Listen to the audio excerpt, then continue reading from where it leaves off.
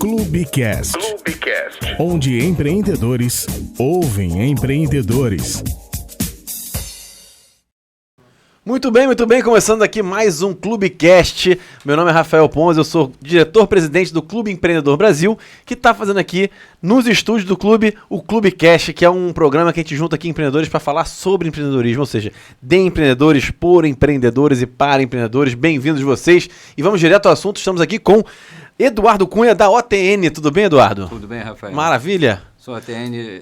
Sou Eduardo Cunha da OTN Serviços de Gás. Da OTN Serviços de Gás. Exatamente. Até você tem um homônimo que não é muito bom, mas você é o Eduardo Cunha da OTN, não é isso? Sim, da OTN. Até mesmo porque o outro Eduardo Cunha é bem diferente fisicamente de mim, mas a gente convive com esse tipo de brincadeira. Não tem jeito. Eu também tenho um homônimo, Rafael Ponzi. Rafael Ponzi, aquele Rafael... Não é. Ele é bem mais velho, com muito mais experiência, tem muito mais anos de vida e é famosíssimo, né? Exato. Eu sou só o cara do empreendedorismo, na verdade. Mas assim, homônimos todo mundo tem. Mas vamos lá, Eduardo Cunha. A questão é a seguinte, vamos falar um pouquinho da OTN Serviço de Gás. Começou em 88, não é isso? Com a OTN, não é isso? Não, foi o seguinte, o meu projeto, né, a minha andança pelo gás começou em 88, né? Tá.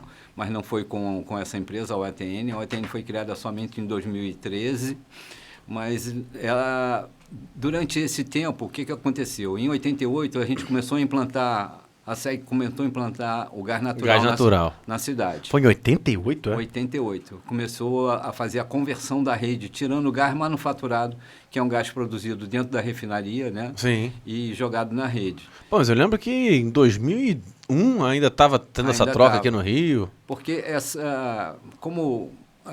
era a Companhia Estadual de Gás, toda vez que mudava um governo... Parava tudo. Parava tudo. Oh, maravilha. Então, ela não tinha um planejamento assim como... Uma empresa privada. Como uma empresa privada. Sim. Então, aconteciam realmente interferências do governo dentro da companhia, toda vez que trocavam a diretoria, e isso fazia com que esse programa não andasse muito. Sim. Ele começou a andar bastante rápido depois que houve a privatização da SEG, na realidade. Aí foi embora. Aí foi embora. Mas antes a gente converteu em termos... E vocês faziam o que junto com a SEG nessa conversão? Vocês executavam o serviço? A gente fazia o serviço de conversão tanto do fogão como do aquecedor. Tá.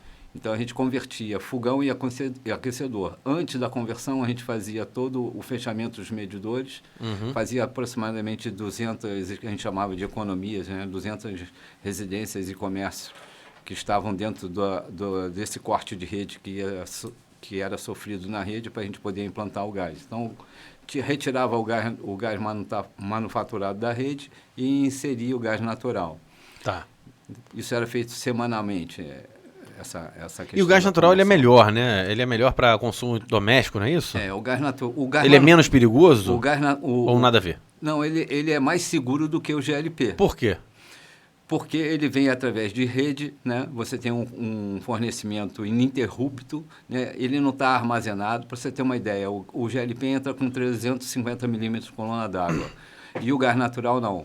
O GLP é o que mesmo? GLP? GLP é gás liquefeito de petróleo. Tá. Tá? Ele é obtido através... Ele é o que sai ali em cima, depois você tira o petróleo, ele vai saindo ali também, não é isso? Ele é obtido através do fracionamento do petróleo. Isso. Né? Num estágio. O gás natural não. O gás natural vem direto, né, da nossa bacia. Tá. Vem direto para cá através de gasoduto. Ele entra na refinaria, onde ele sofre um processo de limpeza e é odorizado, porque ele não tem cheiro. Não tem cheiro, exatamente. Há muito tempo atrás era jogado fora ou era queimado. Na realidade, era queimado para poder se jogar fora se jogasse fora em qualquer lugar, podia explodir algum canto, né? Exato. Então queima para jogar fora. Como ele vem de muito longe, né? Ele vem de profundezas, naquela época ele era jogado ao ar e depois começou a ser queimado. E na realidade, um desperdício. Quando você tem poço de petróleo, antes de você achar o petróleo... Você acha o gás. Você acha o gás.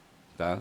Então é dali que vem o gás natural. E foi daí que veio, para que a gente vai estar fracionando o petróleo, que tem um custo muito alto, se a gente tem gás à vontade aqui.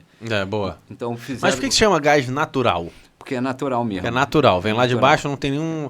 E o outro não é natural? O outro que tinha antes desse natural não era natural? O outro, ele... Mas era de cano. O outro não é natural, o manufaturado, porque ele é também obtido através do fracionamento do petróleo, que era o gás manufaturado. Por que é manufaturado? Porque ele é feito através também do caqueamento do petróleo. Então, ele vinha de forma manufaturada pela rede, só que ele tinha que ser bombeado e injetado na rede.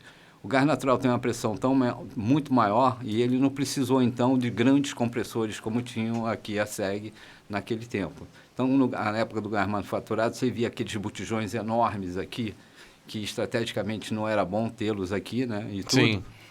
E hoje, na realidade, você não tem mais esses botijões aqui. Mas tem empresas que fazem muito isso, né? Tem empresas que agora estão querendo que as pessoas usem o GLP para condomínios, por exemplo. Exato. Não é o ideal, né? Economiza, mas não é tão seguro. Como é que é? Eu não quero te comprometer também, né? Não, assim, a gente consegue explicar para você de uma forma rápida, né? Ok. O porquê disso. Na realidade, o gás natural hoje ele é mais caro, tá, do que o GLP.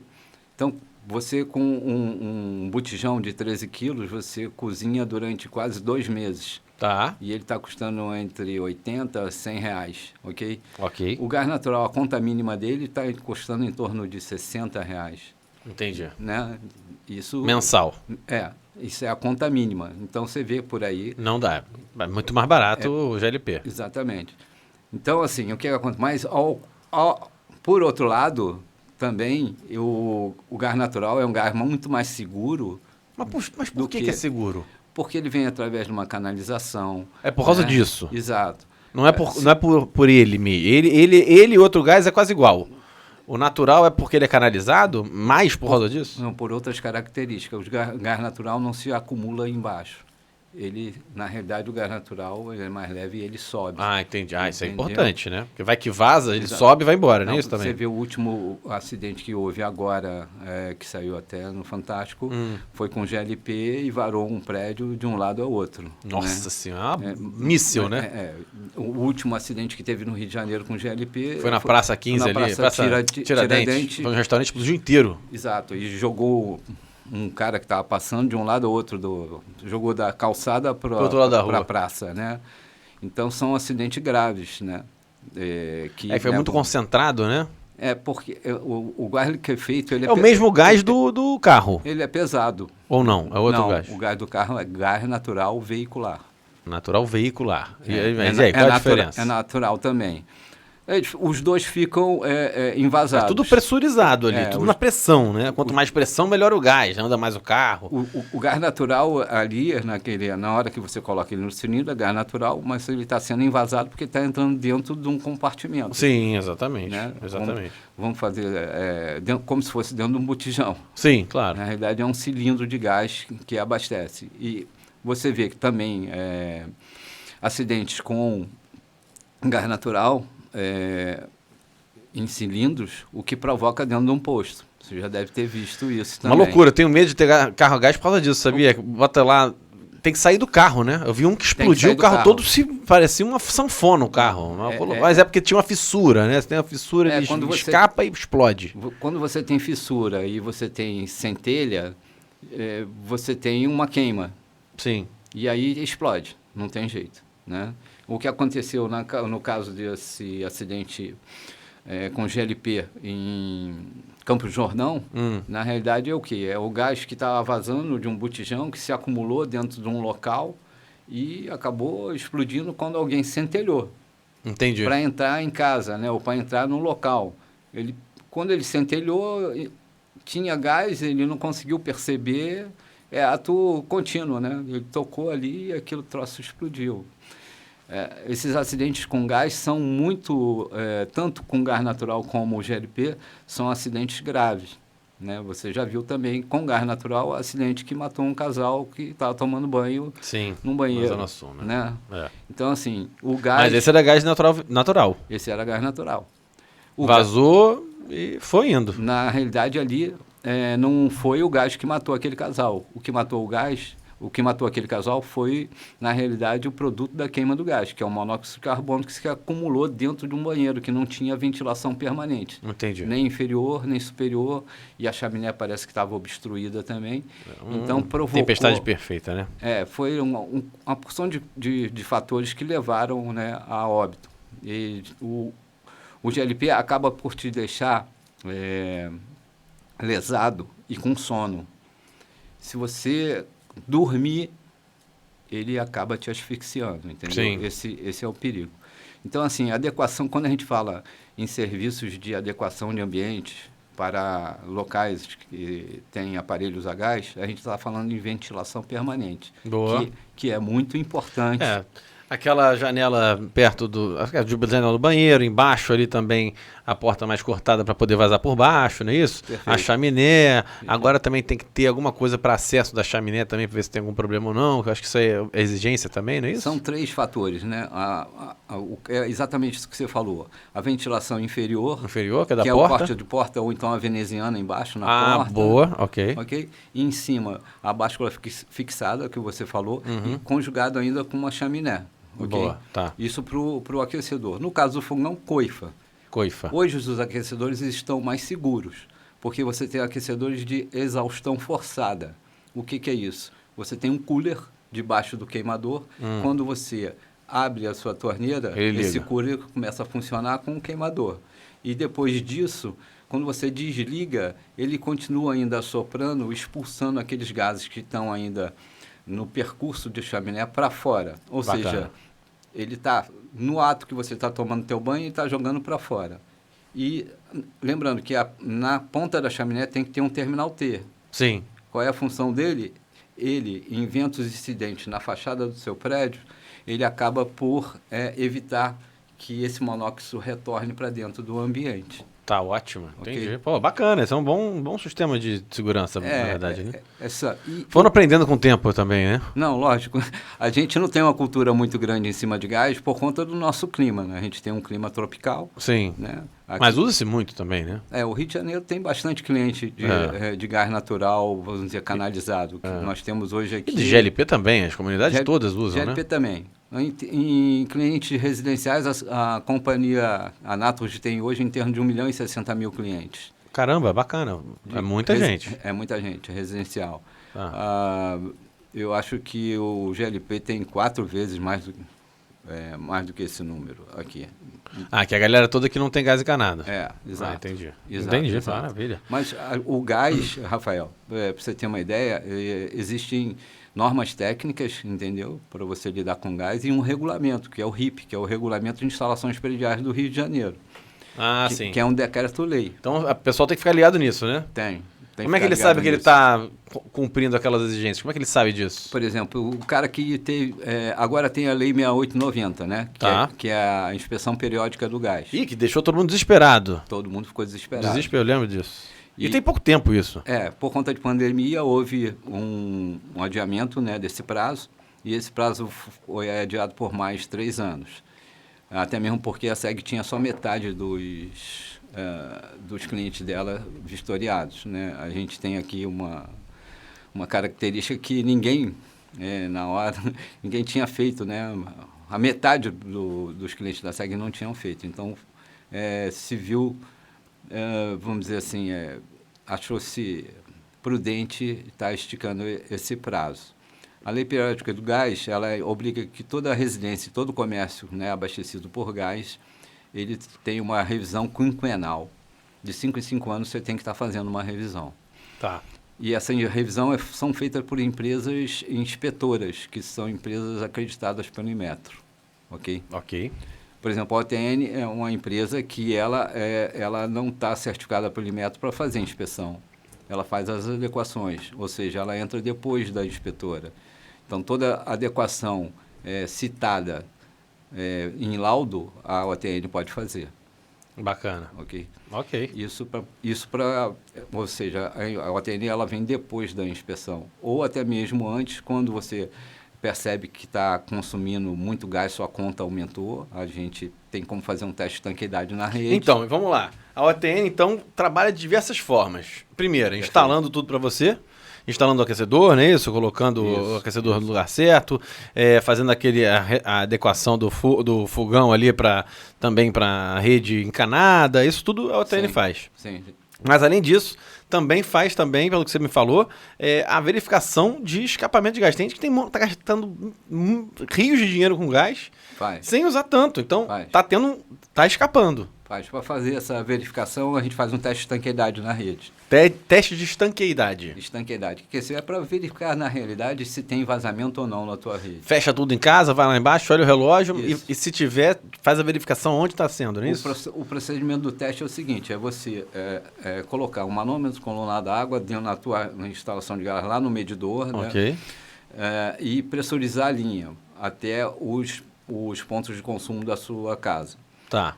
Aí a gente fecha os registros de segurança e pressuriza desde lá de baixo, desde o medidor, até o aquecedor e o fogão, vamos dizer assim. Ok. E aí, durante um certo tempo, isso durante 15 minutos, a gente pressuriza a rede na pressão de trabalho do gás, que é 220 milímetros com coluna d'água, para que você possa saber se tem ou não escapamento. E aí, terminado o teste, a gente verifica qual é a vazão de fuga. É arbitrado o seguinte, né? Temos um parâmetro. Até 5 litros hora a gente consegue recuperar a tua instalação com injeção de resina selante. Ok. Bota ali onde está rachado alguma coisa ali, passou esse selante, tá tranquilo. Não é assim. Não é assim, não? Não. Não façam isso em casa, hein? Pelo amor de Deus, não façam isso em casa. No gás você não consegue identificar onde está o escapamento.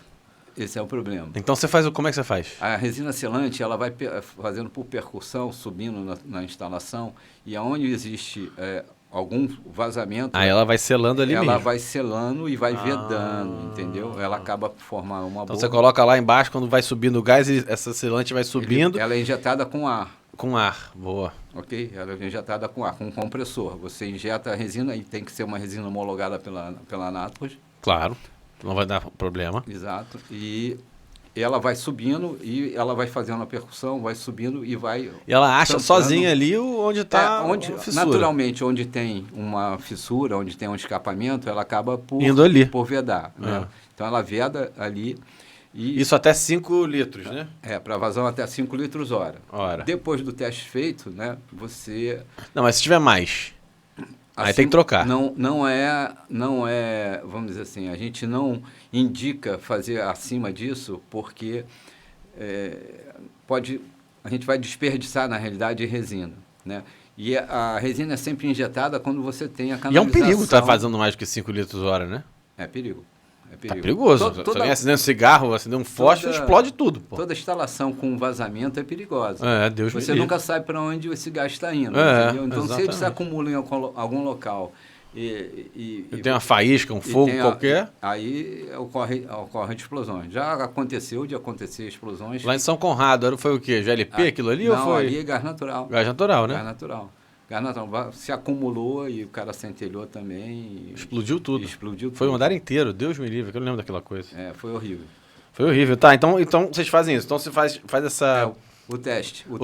Mas mais do que 5 litros, vocês trocam a tubulação. Acima de 5 litros, o indicado é fazer uma substituição de uma instalação. Você tem que construir uma nova instalação. Deus me livre. Aí é caro. De forma aparente e externa, né? E caro, né? É mais caro do que a resina, certamente. Caro. Outra coisa que também é uma coisa que todo mundo pensa bastante, tá rolando aí, todo mundo está falando.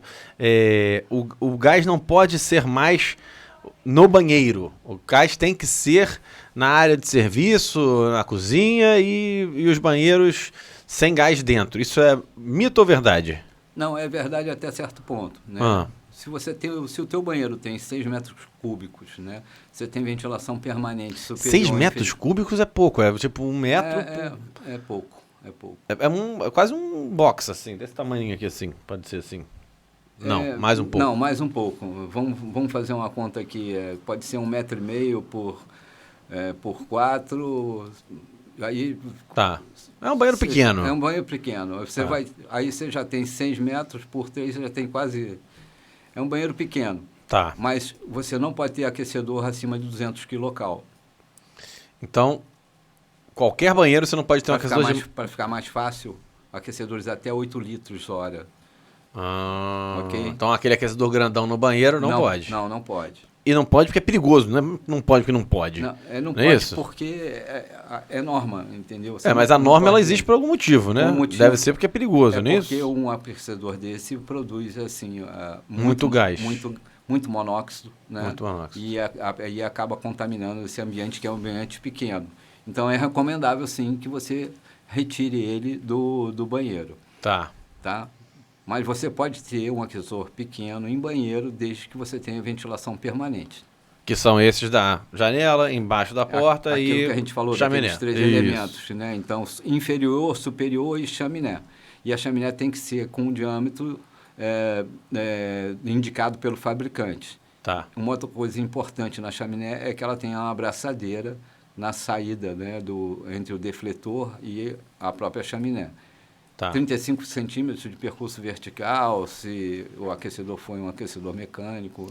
Agora vem cá, esse gás chega na casa das pessoas encanado, obviamente, por um cano que vem da rua. Sim. Certo? Sim. Não tem muito problema desses canos da rua, não? Explode alguma coisa? Nunca vi nada muito disso. Explodiam alguns bueiros em Copacabana um tempo atrás. Era gás? Em Copa e também, pelo que eu me lembro, na Avenida Niemeyer, lembra? Diziam que era um tipo campo minado. Isso era gás. O que aconteceu ali? Rafael, eu não me lembro se era gás aquilo ou se aquilo era produto de alguma... explosão elétrica de alguma coisa? Alguma coisa elétrica, né? Eu não lembro. Mas parece Porque se você pensar bem, cara, a gente tá andando na rua e tem um cano passando gás altamente inflamável embaixo do nosso pé. O que você acha dessa ideia? Bom, não é muito doido? É a rede. Ou é coisa da minha cabeça? É a rede, mas isso no... Ela é protegida de alguma forma? Ela tem uma redundância? Sei lá, ela tem... é protegida. É bem protegida. protegida. Esse povo que desce lá no subsolo para roubar cobre não pode dar um problema? Não pode, né? Bom, esse povo que desce já está correndo um risco muito seríssimo, grande, né? Mas eu digo o seguinte, escapa muito gás antes de chegar na sua casa, a SEG tem muita perda? Deve ter, né? Existe perda, mas no caso do gás, ela é muito pequena. É pequena, né? É muito pequena. E a SEG tem, em cada entrada de prédio, ela tem uma válvula de segurança, tá? Que a gente chama de válvula de rua. Tá. Então, essa válvula, ela pode, se tiver algum problema, né, entre o prédio, né, e a rede, é cortado, na realidade, o gás do prédio todo, como segurança. Teve alguns prédios que já tiveram o gás cortado, porque teve algum problema nessa adução do ramal, então teve o gás cortado. Então, existe uma válvula de segurança para cada edificação predial. Bacana, legal. E vem cá, mais uma dúvida aqui. Eu sei que a TN faz isso tudo e faz muito bem, né? Desde 88, trabalhando pra caramba. Trabalhou pra SEG nessa mudança pro gás natural. Mas uma coisa, tira uma dúvida aqui. O Brasil está à frente de outros países nessa questão do gás encanado? A Europa, por exemplo, usa muito gás. Essa coisa toda da Rússia não mandar mais gás para a Alemanha, nesse gasoduto gigante. Aí já estão querendo levar GLP de navio. O que você acha? A gente é autossustentável em termos de A gente é autossustentável, totalmente. Aqui dentro do Brasil. Não precisa da Bolívia, não precisa de ninguém? Não. Sério mesmo? A gente aqui é autossustentável? Não, a gente tem gás. Tem gás pra caramba nesses postos todos? Temos petróleo e temos gás, entendeu? O que a gente precisa, na realidade, Mas a gente usa muito gás da Bolívia, da própria Venezuela, também. Bolívia. Tem também muito de lá, né? Tem, mas a gente o gás natural... Só por curiosidade, assim, só pra falar, já que a gente tá falando de gás, né? Vamos falar desses problemas internacionais. A gente usa muita coisa de lá também, né? Mas a gente usa bem, a gente não tem desperdício, a gente está indo bem nesse aspecto. Tanto o Rio de Janeiro como São Paulo estão bem à frente nesse quesito da comercialização do gás natural. Bacana. Principalmente o gás natural canalizado. Tanto a Naturgy como a Comgás estão bem à frente nesse quesito. Boa, graças a Deus. E a tendência é que se expanda cada vez mais, né, a rede. A rede toda para não ter mais GLP, pelo menos em residência, né? O grande concorrente, né, é realmente o GLP. E que a indústria do GLP diz que o GLP é melhor, é mais fácil de distribuir. Lógico. Claro, cada um... Em locais que você tem gás canalizado, é proibido você ter o GLP. Né? É uma questão de segurança. Os últimos acidentes com GLP nos mostram, né, que o GLP... Ainda tem suas restrições ali, ainda né? tem suas restrições. Ele tem que... É de bom grado que ele esteja, o botijão não esteja do lado do fogão, que ele esteja no local, num abrigo, né? Sim. Esse abrigo tem que ser ventilado. Então, assim, tem... Porque senão vira outro botijão, né? Se não for ventilado, se botar num lugar hermeticamente fechado, vira outro botijão. Dentro do botijão, né? Exatamente. O gás tem seus requisitos, entendeu, Rafael? Ele é combustível. Sim. Sabe? Então, assim, você não pode, na realidade, você não pode quebrar ou rasgar o regulamento, entendeu? Por uma questão até pode ser financeira ou outra, então você tem que ter profissionais habilitados para estar mexendo com gás, né? É combustível, então tem que seguir o regulamento, as normas técnicas, você tem que ter profissional bem treinado para poder mexer com gás. É importante que isso seja, que fique bem claro, entendeu? Sim.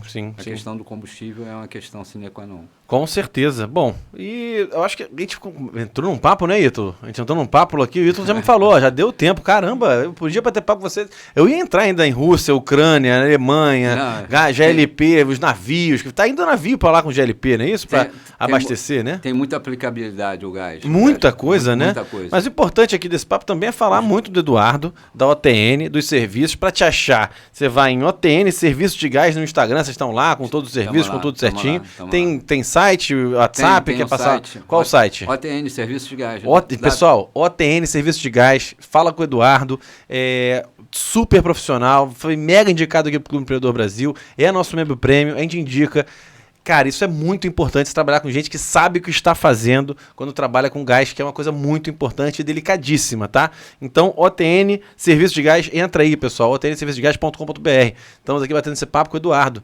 Eduardo, mais algum recado que você quer falar com os nossos empreendedores? Pode falar ali na lente do empreendedor, se você quiser, um recado para os nossos empreendedores. Então, empreendedores e usuários de gás, isso. Se você precisa de fazer algum tipo de adequação no seu ambiente, onde você tenha fogão ou aquecedor, conta com a gente. A OTN pode te atender. Maravilha, perfeito. Eduardo, mais uma vez, muito obrigado.